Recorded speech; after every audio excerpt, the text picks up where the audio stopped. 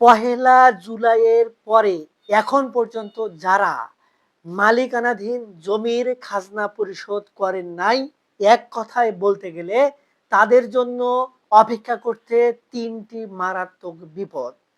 এই ৩টি বিপদের মাধ্যমে ওই সকল ব্যক্তিদ্বয় জমির মালিকানা তো হারাবেনই, এমনকি জেল জরিমানার পর্যন্ত আওতায় আসতে পারেন।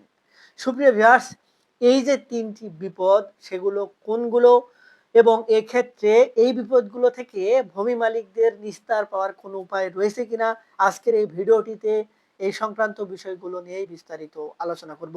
ভিডিওটি বুঝতে গেলে প্রথম থেকে শেষ পর্যন্ত মনোযোগ সহকারে দেখার অনুরোধ রইল, তাছাড়া কিন্তু কিছুই বুঝতে পারবেন না। আর দেখার পর যদি আপনাদের ভালো লাগে, আরও কোনো ভিডিও দেখার আগ্রহ জন্মায়, তাহলে আমাদের চ্যানেলটি সাবস্ক্রাইব করে রাখতে পারেন। আর পরবর্তীতে নতুন কোনো ভিডিওর নোটিফিকেশন পেতে সাবস্ক্রাইব বাটনের পাশের বেল আইকনটি চেপে দিয়ে রাখবেন।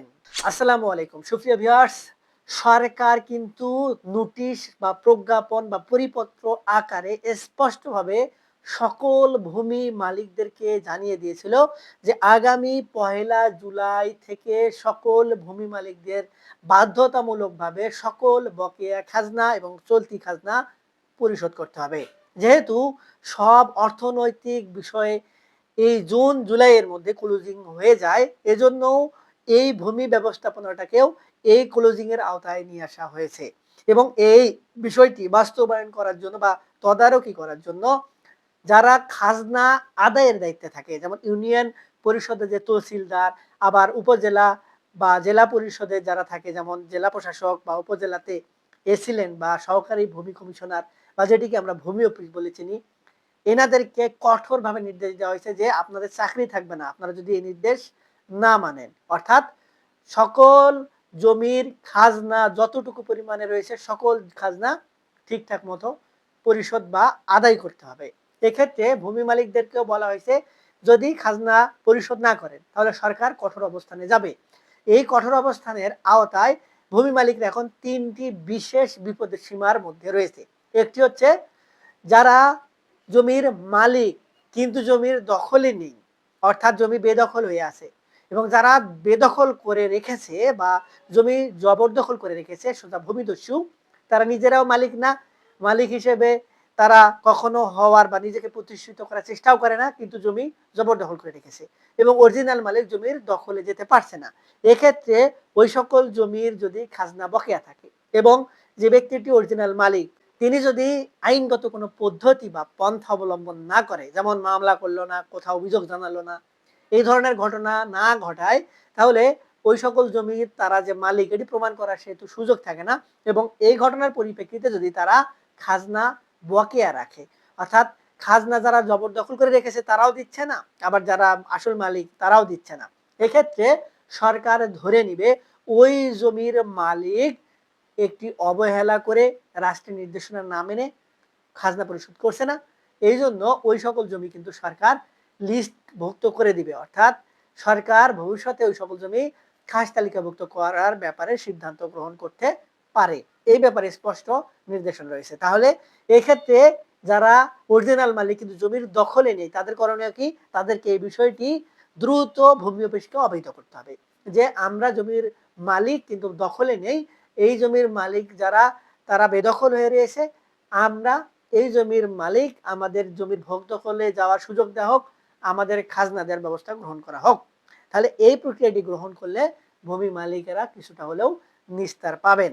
এরপরে আরেকটি হচ্ছে যারা অরিজিনাল মালিক, জমির দলিল আদি প্রমাণাদি সকল রয়েছে, আবার জমির দখলেও রয়েছে, অর্থাৎ তাদের জমি সংক্রান্ত বিষয় নিয়ে কোনো ঝামেলা নেই, নিশ্চিন্তে ভোগ দখল করছে, মালিকও তারা, কিন্তু তারা জমির খাজনা প্রদান করছেন না। পূর্বে দেখেছে যে যখন মাঠ জরিপ বা ভূমি জরিপ হয় তখন সকল জমির খাজনা একসঙ্গে পরিশোধ করে। তাহলে এই যে ব্যাপারটি তাদের বা তাদের মধ্যে যে টেন্ডেন্সি, আবার জমি দীর্ঘদিন ১০-১৫ বছর ধরে খাজনা দেয় না, বিক্রয় করার প্রয়োজন একসাথে সকল খাজনা পরিশোধ করছে, এই ধরনের যারা মন মানসিকতা রেখেছেন এখনো তাদের গায়ে লাগছে না যে জমির খাজনা প্রদান করতে হবে, সরকার নির্দেশনা দিচ্ছে, সেই ক্ষেত্রে ওই সকল ব্যক্তিদের জন্য কঠোর নির্দেশ হচ্ছে যদি খাজনা বকেয়া থাকে এবং বকেয়া খাজনাগুলোও না দেয় এবং সঠিক প্রক্রিয়ার মধ্যে না আসে, তাহলে সরকার সরাসরি এই সকল জমি খাস তালিকাভুক্ত করে দিবে।